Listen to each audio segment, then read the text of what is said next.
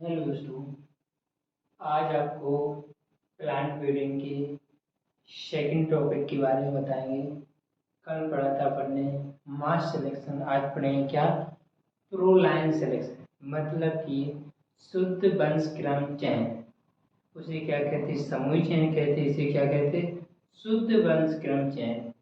और इसके में इसे इसका नाम इंग्लिश में क्या है? Proline selection. ठीक है ना? तो प्रोलाइन सिलेक्शन किस प्रकार किस्मों को शुद्धिकरण में किस प्रकार इसकी विधि कार्य करती है उसके बारे में जानने के लिए, इसका शुद्ध वंश क्रम क्या होता है इसकी परिभाषा के अंतर्गत जानेंगे। तो आइए दोस्तों देखते हैं क्या है शुद्ध वंश क्रम चयन, मतलब कि प्रोलाइन सिलेक्शन। क्या है? Proline selection. ठीक है। प्रोलाइन सिलेक्शन में डेफिनेशन क्या बोल रही है? डेफिनेशन क्या बोल रही है? एक अथवा अधिक समान आनुवांशिक संगठन वाले व्यक्तियों जिनमें कोई आनुवांशिक परिवर्तन ना हुआ हो उनको क्या कहते हैं? उनके वंशजों को शुद्ध वंशक्रम कहते हैं। मतलब कि आप बात समझ गए कि व्यक्ति हैं। क्या है? कि व्यक्ति हैं, एक हो या अधिक समान आनुवांशिक संगठन वाले। क्या अधिक व्यक्ति हो, वे कैसे हो? समान हो आनुवांशिक संगठन में, संगठन में ग्रुप में हो, आनुवांशिकता समान हो। कैसे? आनुवांशिक लक्षण कैसे हो? समान हो, जिनमें कोई आनुवांशिक परिवर्तन ना हो, मतलब उनके गुणों में आनुवांशिक लक्षणों में कोई परिवर्तन ना हो, एक समान हो, उनको क्या कहते हैं? उनके वंशजों को शुद्ध वंशक्रम कहते हैं। क्या कहते हैं? उनके वंशजों को क्या कहते हैं? शुद्ध वंश। कई पीढ़ी बन जाए, एक के बाद दूसरी, तीसरी, चौथी। ठीक है। तो इन चार जैसे पीढ़ी है, इन चार पीढ़ियों में लगातार पीढ़ी बदलती चली जा रही है। ये इनके इनके पुत्र ये हैं, इनके पुत्र ये हैं, इनके पुत्र ये हैं, मतलब यहाँ चौथी पीढ़ी। लेकिन चौथी पीढ़ी में कोई जो पिताजी के लक्षण है, ठीक है, उसी के पुत्र के नाती के होंगे, नाती के सपुत्र। ठीक है। तो इस प्रकार से उनके वंशजों में क्या होता है? लक्षण चेंज नहीं होते। ऐसे वंशजों को क्या कहते हैं? शुद्ध वंशक्रम कहते हैं। मतलब उनके आनुवांशिक लक्षणों में कोई चेंजिंग नहीं होती है, कितनों भी पीढ़ी बदल जाए लेकिन उनके आनुवांशिक लक्षणों में चेंजिंग नहीं होती। ऐसे वंशजों को क्या कहते हैं? इस विधि को क्या कहते हैं? प्रोलाइन सिलेक्शन, यानी मां शुद्ध वंशक्रम। शुद्ध मतलब उनके शुद्ध हैं, उन्होंने उनके वंशजों में कोई चेंज नहीं हुआ, इसलिए उन्हें क्या कहा? शुद्ध वंशक्रम। ठीक है। आगे बात समझ में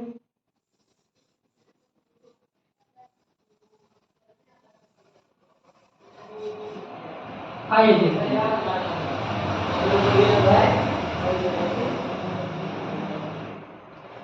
आइए आगे देखेंगे इसकी विधि। विधि क्या कह रही? विधि के प्रथम वर्ष क्या कह रही? प्रथम वर्ष। प्रथम वर्ष में क्या है? ऐसे लक्षणों वाले 200 से कितने 2000 उत्तम पौधों का चयन करना है। जैसे जी क्या है? एक समष्टि है। ये कौन सी समष्टि है? पुरानी। नहीं, कौन सी? एक किस्म है। कौन सी किस्म है? ये पुरानी किस्म है। ठीक है। इन किस्मों में से जो किसी में ये समष्टि खेत में ये फसल दिख रही है, आपके ये जीरो टाइप से दिख रहे हैं गोल गोल, ये क्या है? फसल गोभी है। ये कौन सी फसल? पुरानी है, जो खराब हो चुकी है, वो फसल है। इस फसल में से ऐच्छिक लक्षणों वाले 200 से 2000 उत्तम पौधों का चयन है। जो अच्छी क्वालिटी की पौधे होंगे इस समष्टि में, उस समष्टि में से हम कितने 200 से 2000 पौधों का चयन कर लेंगे, उसमें से निकाल लेंगे। फिर इसके बाद द्वितीय वर्ष में क्या है? छांटे गए पौधे के बीज, अब इसमें से हम निकाल लिए, छांट लिए पौधे। अब छांटे गए पौधों के बीज को अलग अलग पादप पंक्तियों में उगाएंगे। जैसे पादप पंक्तियां होती हैं लाइन में, कैसे बोलेंगे? लाइन, पंक्तियों में उगाएंगे। ठीक है ना? इसी प्रकार ये बनी है ये लाइनें, इन पंक्तियों में क्या उगाएंगे हम? जो अपन ने पौधे क्या है प्रथम बैच में छांटे हुए थे अच्छी अच्छी क्वालिटी वाले, उन पौधों को क्या करेंगे? द्वितीय बैच में उगाएंगे। तो उगने के बाद अवांछनीय अवांछनीय संतति को छोड़ दीजिए। क्या है? छोड़।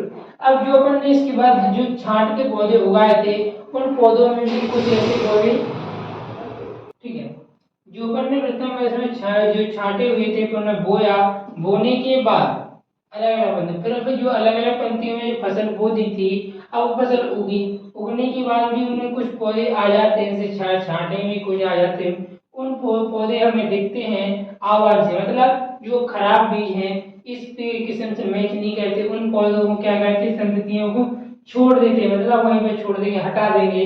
फिर इसके बाद तृतीय वर्ष में छांटी गई संतति को पुनर्वृत्त, मतलब पुनर्वृत्त फिर दोबारा उगाएं, क्या करेंगे, पुनर्वृत्त का मतलब दोबारा परीक्षणों में उगाइए तथा उचित संतति छांट लीजिए। क्या है, जब हमने ये पुनः क्या है पुनरावृत्ति मतलब पुनः प्रयोग को उगाएंगे, क्या है, अब जी क्या है कई खेतों में उगा रहे हैं, ठीक है, उगाने के बाद उनका उचित संतति छांट लीजिए। फिर इनमें से भी हम क्या अच्छी क्वालिटी वाली संततियों को छांटते हैं। फिर इसके चतुर्वर्ष से षष्ठम मतलब 6 वर्ष के लिए, मतलब चौथी पांचवी और छठवीं वर्ष, कितनी, पांचवी नहीं, चौथी पांचवी और छठवीं, जी कितनी वर्ष है, 3 वर्ष है, चतुर्वर्ष से षष्ठम वर्ष। इसमें क्या है स्टैंडर्ड जो अच्छी क्वालिटी की किस्म है के साथ कई स्थानों पर पुनरावृत्त मतलब फिर दोबारा उगाएं, कैसे, इनको क्या है लगातार अलग अलग उगाएंगे, पुनरावृत्त उपज परीक्षण भी कीजिए, फिर उनका उपज परीक्षण करेंगे। रोग कीट एवं झुकना, अब इन्हें देखेंगे इस किस्म में जो अपन उगा रहे हैं उसमें देखिए रोग कीट तो नहीं लग रहे, झुक तो नहीं, आदि अवरोधिता गुणवत्ता का परीक्षण कर कीजिए। क्या है, अवरोधता का मतलब है इनके अंदर वो लक्षण है कि नहीं, ये रोग अगर देखेंगे अगर रोग लग रहा है तो ये क्या है, रोग अवरोधी किस्म नहीं है, अगर इनमें रोग नहीं लग रहा है तो कैसे रोग अवरोधी किस्म हो गई है, तो इसका भी हम परीक्षण करते हैं, ठीक है ना। इसे लगातार हम कितने 3 वर्ष उगाते हैं, एक से रिजल्ट आने के कारण हम इसे क्या है नई किस्म में सप्तम वर्ष 7वें वर्ष में क्या करते हैं विमोचित सर्वोत्तम संतति नई किस्म के रूप में क्या करते हैं विमोचित किस्म के बीज का गुणन कर देते हैं, मतलब नई किस्म में क्या है विमोचित कर देते हैं। जब हमें ये सारे लक्षण उसमें देखने को मिल जाते हैं कि रोग अवरोधक है, अच्छी क्वालिटी है, अच्छे गुण है उसमें, तो इस प्रकार तो पहली वर्ष में क्या करते हैं, पहली वर्ष जो खराब समष्टि है उसमें से हम अच्छी लक्षणों वाले 2 से 2000 पौधे छांट लेंगे, फिर अगले वर्ष उन्हें उगाएंगे, उगाने के बाद उन्हें अलग अलग पंक्तियों में उगाएंगे, उन्हें कुछ में आवाज़ किस्में दिखाई देंगी तो उन्हें क्या वहीं पे छोड़ देंगे, छोड़ने के बाद तृतीय वर्ष में हम क्या करेंगे उन्हें अलग अलग खेतों में उगाएंगे, फिर उनका पुनरावृत्त का परीक्षण करेंगे, परीक्षण करने के बाद चतुर्वर्ष से षष्ठम वर्ष तक अलग अलग क्षेत्रों में उगाएंगे। स्टैंडर्ड किस्म के साथ कई स्थानों पर पुनरावृत्त उपज परीक्षण भी लेंगे, जो पुनरावृत्त जो अपन पुनरावृत्त मतलब है दोबारा फसल हुई तो उनको क्या करेंगे उपज परीक्षण करेंगे। रोग कीट एवं झुकना आदि का अवरोधी होगी, अवरोधी किस्म देंगे कि इसके अंदर अवरोधी किस्म मतलब उनके विपरीत काम करने लगे कि नहीं, कि इसमें रोग कीट तो नहीं लग रहे, रोग कीट लग जाएंगे तो क्या होगी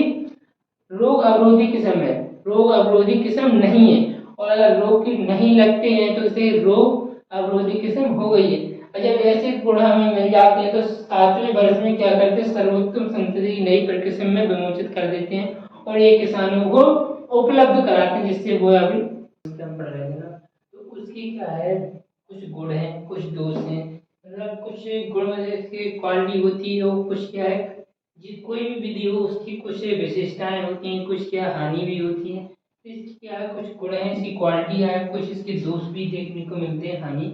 तो क्या है सबसे बेस्ट इसका गुण क्या है, इससे प्राप्त किस्म में पूर्ण सुधार हो जाता है, जो इससे प्राप्त होती है किस्म उसमें क्या हो जाता है पूर्ण सुधार हो जाता है, क्या होता है पूर्ण सुधार हो जाता है। इसके बाद इस विधि द्वारा निकाली गई किस्म शुद्ध वंश क्रम होती है, इसके जो लक्षण होते हैं वे पूर्णतः शुद्ध होते हैं, ठीक है ना। इसके बाद क्या है इसके लक्षण क्या होते हैं पूर्णतः शुद्ध होते हैं, शुद्ध वंश क्रम होती है। इसके बाद तीसरा गुण क्या है इसमें अनुवांशिक विविधता का पूर्णतः अभाव होता है, इनमें क्या है अनुवांशिक विविधता, इसमें क्या है इसकी पीढ़ी दर पीढ़ी क्या लक्षण चेंज नहीं होते, इसलिए एक जो बेहतरीन किस्म है कि इसकी जो क्या है जो क्वालिटी है जितना इसका उत्पादन है वो घटेगा नहीं ना बढ़ेगा, जितना है फिक्स रहेगा, ठीक है ना। तो इसके अनुवांशिक जो स्वाद है वो क्लियर परमानेंट रहेगा, ऐसे ही क्या है इसमें अनुवांशिक विविधता का का पूर्णतः अभाव रहता है। इससे प्राप्त किस्म की बीज प्रभावीकरण के लिए इससे प्राप्त किस्म बीज प्रभावीकरण के लिए पहचान अपेक्षाकृत काफी आसान है। इसकी पहचान करना क्या है, काफी आसान है। काय के लिए, बीज प्रभावीकरण, बीज का अगर पहचान या दिखाना हो तो इसकी पहचान बहुत जल्दी की जा सकती है, ठीक है ना। इसके बाद इसकी कुछ काफी दोष हैं। दोष क्या है, इस विधि में क्या है, समय या श्रम अधिक लगता है। क्या लगता है, जो हमारा मास सिलेक्शन था, समूह चयन, क्या था, समूह चयन था, वो कितने वर्ष में हो जाता था कंप्लीट, कितने, 6 वर्ष में। कितने में, 6 वर्ष में कंप्लीट हो जाता है। इसमें कितना तो मास सिलेक्शन कितने दिन में हो जाता है, मास सिलेक्शन हो जाता है कितने, 7 वर्ष में, 6 वर्ष में। और प्रो लाइन कितने हो जाता है, 7 वर्ष। तो इसमें क्या है, टाइम अधिक लग रहा है और क्या है, श्रम भी अधिक लगेगा। टाइम जब ज्यादा लगेगा, 1 वर्ष में ज्यादा लग रहा है तो क्या लगेगा, टाइम भी ज्यादा लगेगा, ठीक है ना। समय भी ज्यादा लग रहा है तो क्या, श्रम भी अधिक लगेगा। तो एक इससे ये दोष है इसका। इससे प्राप्त किस्म का उन्नतशील नहीं है। इससे प्राप्त जो किस्म होती है कम उन्नतशील, कैसी होती है किस्म, कम उन्नतशील होती है, नहीं जो अच्छी गुणवत्ता इसमें क्वालिटी उसमें क्या है, कम उन्नत, जो मूल किस्म होती है उससे क्या है, इसमें कम गुण पाए जाते हैं, उन्नतशील कम होती है, ठीक है ना।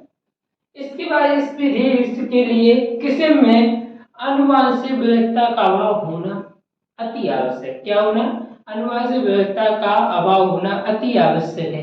क्योंकि अगर इसमें अनुवांशिक विविधता पाई जाएगी तो ये शुद्ध वंशक्रम संभव नहीं है। क्या है, संभव नहीं है। इसलिए इसमें पूर्णतः ही क्या होना चाहिए, अनुवांशिक विविधता का अभाव होना चाहिए, ठीक है ना दोस्तों। तो क्या है, तो ये इसके तो स्पीड में रिपोर्ट करेंगे क्या है, इससे प्राप्त किस्म में क्या पूर्णतः सुधार हो जाता है। फिर इस विधि द्वारा निकाली गई किस्म शुद्ध वंशक्रम होती है। इसमें अनुवांशिक विविधता का पूर्णतः अभाव रहता है, इसके लक्षण चेंज नहीं होते। इससे प्राप्त किस्म को बीज प्रभावीकरण के लिए काफी आसानी से पहचाना जा सकता है। इस विधि में समय श्रम क्या अधिक लगता है, क्या समूह चयन मास सिलेक्शन की अपेक्षा इसमें अधिक समय लगता है और श्रम भी लगता है। इससे प्राप्त किस्म कैसी होती है, कम उन्नतशील होती है। इसके अलावा इस विधि के लिए किस्म में अनुवांशिक विविधता का पूर्णतः अभाव होना अति आवश्यक है। तो इस प्रकार आप बात समझ सकते हो कि प्रोलाइन सिलेक्शन क्या है, इसकी विधि क्या है, किस प्रकार किस्मों को शुद्धिकरण किया जाता है, ये आप पढ़ चुके हो। इसके गुण क्या है, इसके दोष क्या है, तो आप ये सारी चीजें पढ़ गए। तो कल अपन ने क्या पढ़ा था, प्रो मास सिलेक्शन, आज क्या पढ़ लिया, प्रोलाइन सिलेक्शन। इसके अगली विधि पढ़ेंगे, कितनी विधि है, 5 विधियां हैं। तो अपनी 2 विधियां कंप्लीट हो गई, 3 और रहेंगे, तो बेबी में लगा कर कट पाती नहीं जल्दी।